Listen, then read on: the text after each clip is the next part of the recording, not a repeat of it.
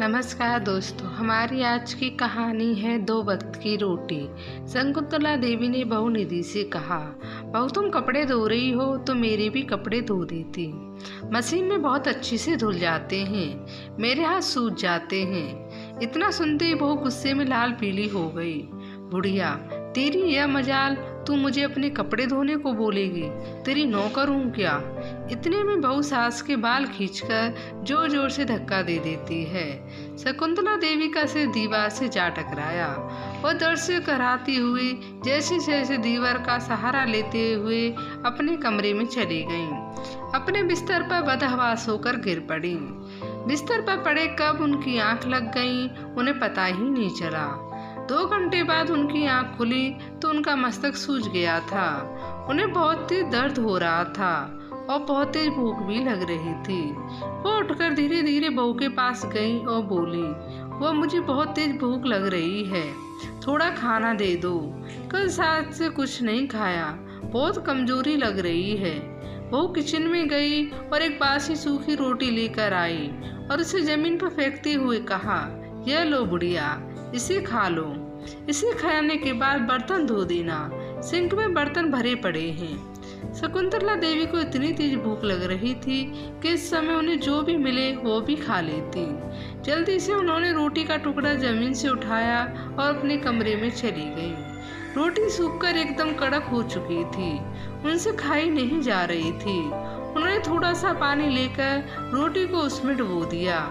फिर रोटी थोड़ी सी नरम हो गई तो उसे पानी से निकालकर खाने लगी। शकुंतला देवी के दिन ऐसे ही कटने लगे। 2 या 3 दिन पर एक रोटी ऐसे ही फेंक कर दे दिया जाता था। वो उसे उठाकर ऐसे पानी में डुबा डुबा कर खा लिया करती थी। उनका शरीर बहुत कमजोर होने लगा था, वह सूख कर कांटा जैसे लगने लगी थी। एक दिन बिस्तर पर पड़े पड़े ही चिंतन में डूब गई। उनकी बहू उनके साथ ऐसा व्यवहार करेगी उन्होंने कल्पना भी नहीं की थी। पति के देहांत को अभी 3 महीने ही हुए थे। अभी तो मैं पति के मर जाने के गम से भी बाहर नहीं आई थी। अभी तो मेरे मन की वेदना ही खत्म नहीं हुई थी और आज मेरी बहू ने मेरे साथ ऐसा नीच कर्म किया। आंसुओं की धारा उनकी आंखों से लगातार बही जा रही थी। उनके हृदय में तूफानों की आंधी चल रही थी। उनका हृदय मानो अभी रुक जाएगा। इस समय उनको इतनी पीड़ा हो रही थी कि इतनी पीड़ा किसी पहाड़ को हो जाती तो पहाड़ भी टुकड़े टुकड़े होकर बिखर जाता। यही दिन देखना बाकी रह गया। बेटा भी अपनी पत्नी का साथ देता।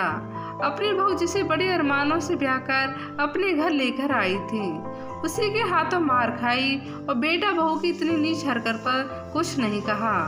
धरती फट जाती और मैं इसमें समा जाती। आप मुझे छोड़कर क्यों चले गए? आपके बदले मैं चली जाती तो यह दिन तो देखना नहीं पड़ता। शकुंतला देवी अपने पति दिनेश बाबूजी को याद कर और रोने लगती हैं। शकुंतला देवी सोचती हैं, जब मैं इस घर में ब्याह कर आई थी तो क्या था? उनके पास एक मिट्टी का छोटा सा घर, दिन रात काम करती, सास ससुर की सेवा के लिए एक पैर पर खड़ी रहती।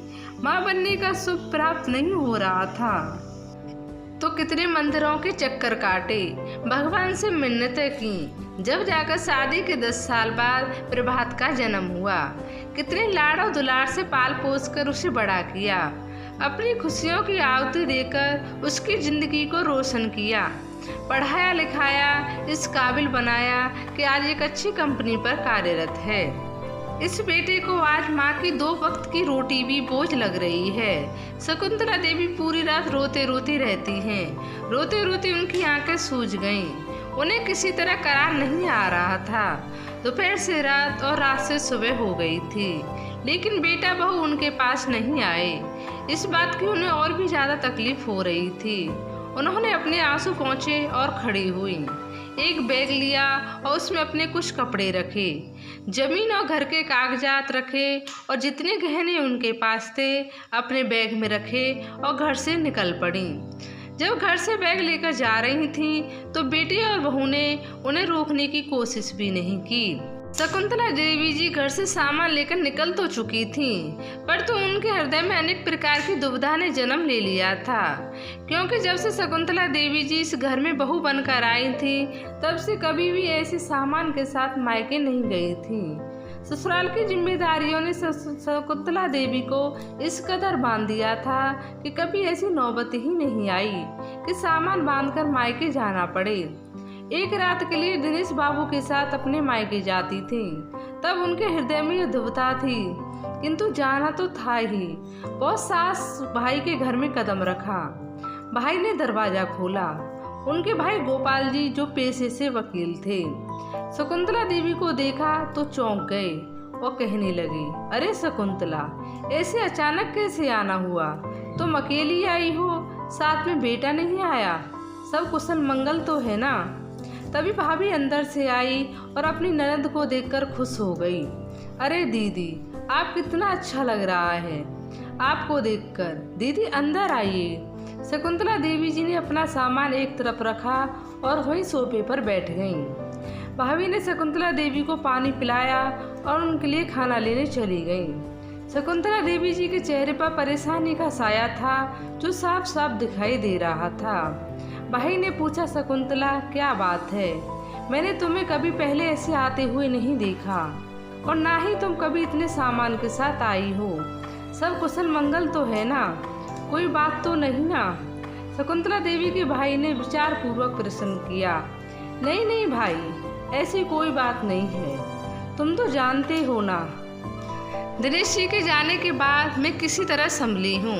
उनके रहते किसी भी दिन घर में मायूसी नहीं रही। जब देखो कुछ न कुछ करते ही रहते थे तो मन लगा रहता था। अब तो देखो घर में मातम पसरा रहता है। काम तो सारे हो जाते हैं, पर वह बात नहीं है जो दिनेश जी के रहते थी। इसलिए कुछ दिन यहाँ रहने आई हूँ। शकुंतला देवी ने दुखी मन से उत्तर दिया। हाँ बहन, तुम्हारा घर है, जितने दिन रहना है रहो। तभी भाभी खाना लेकर आ जाती है। शकुंतला देवी जी भोजन करती हैं, फिर सामान उठाकर कमरे में चली जाती हैं।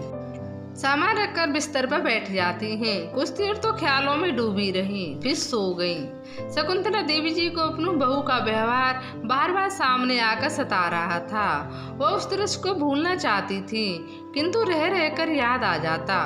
वह किसी से कुछ नहीं कहती, बस अंदर ही अंदर घुटती रहती। आंखों से आंसू भी बहने लगता तो साफ करती रहती। नींद भी उड़ गई थी।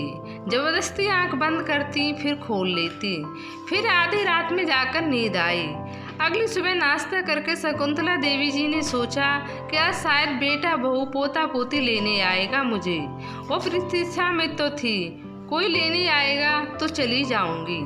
शकुंतला देवी जी दरवाजे की ओर देखती रहीं, फिर कुछ सोचकर रह जाती। अब रात का समय हो गया। फिर से खाना खाकर बिस्तर पर लेट गईं और सोच में डूब गईं और सोचते सोचते नींद में खो गईं। सुबह सवेरे जागी तो सोचा आज मैं चली जाऊंगी। ऐसे ही सोचते 15 दिन बीत गए। सब यह सोचते बुढ़िया चली गई, बला टली। बुढ़िया जाएगी कहाँ? अपने भाई के घर जाकर बैठी होगी।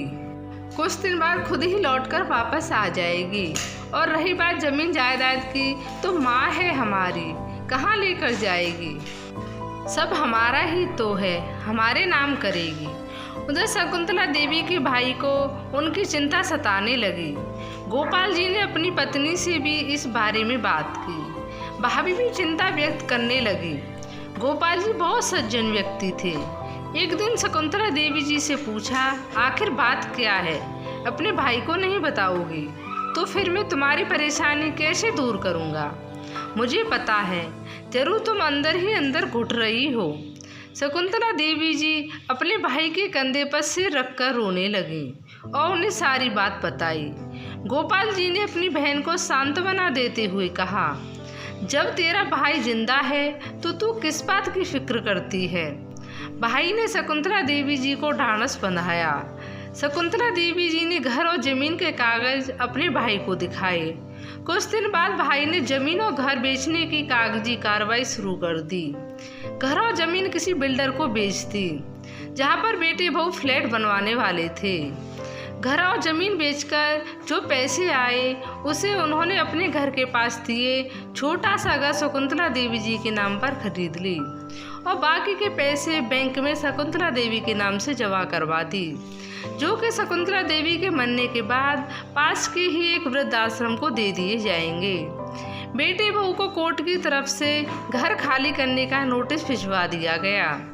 नोटिस मिलते ही बेटी बहू के पैरों तले जमीन खिसक गई, उनके चेहरे की हवाइयाँ उड़ गईं। भागते भागते बेटे बहू अपनी माँ के पास पहुँचे। आखिरकार माँ के पैरों में गिर पड़े। माँ, हमें माफ़ कर दीजिए, हमारे साथ ऐसा मत करिए, अब हम आगे हमसे ऐसी कोई गलती नहीं होगी। चलिए अब हम सब एक साथ मिलकर रहेंगे। बहू भी शकुंतला देवी जी के पैरों में गिरकर माफ़ी मांगने लगी। माँ, मुझे माफ़ कर दीजिए, मैं आपकी खूब सेवा करूँगी। शकुंतला देवी जी ने कहा, वो तो दिनेश जी सब मेरे नाम कर गए थे, इसलिए आज मैं यहाँ खड़ी हूँ, नहीं तो तुम लोगों ने तो मुझे जीते जी ही मार डाला था। जब तुम लोगों ने मेरा सुना ही नहीं तो मैं तुम्हारी क्यों सुनूं? एक माँ तुम्हें क्षमा कर भी देगी, लेकिन एक बूढ़ी विधवा औरत तुम्हें कभी क्षमा नहीं करेगी। तुम लोगों ने इतने दुख दर्द इतने घाव दिए हैं कि मोम जैसा दिल भी पत्थर बन चुका है। जो दर्द मैं सही हूँ उसका बदला तुम कभी नहीं उतार सकते, इसलिए तुम्हारी यही सजा है। अब तुम कहीं भी जाकर रहो, अब आगे की जिंदगी मुझे सुख शांति और चैन से जीनी है। इतना कहकर शकुंतला देवी अपने कमरे में चली गईं। बेटे बहू मुंह लटकाए घड़े के खड़े देखते रह गए। दोस्तों, आपको इस कहानी के बारे में क्या कहना है? शकुंतला देवी ने सही किया या गलत? कमेंट में ज़रूर बताएं और चैनल को सब्सक्राइब करना बिल्कुल भी ना भूलें। धन्यवाद।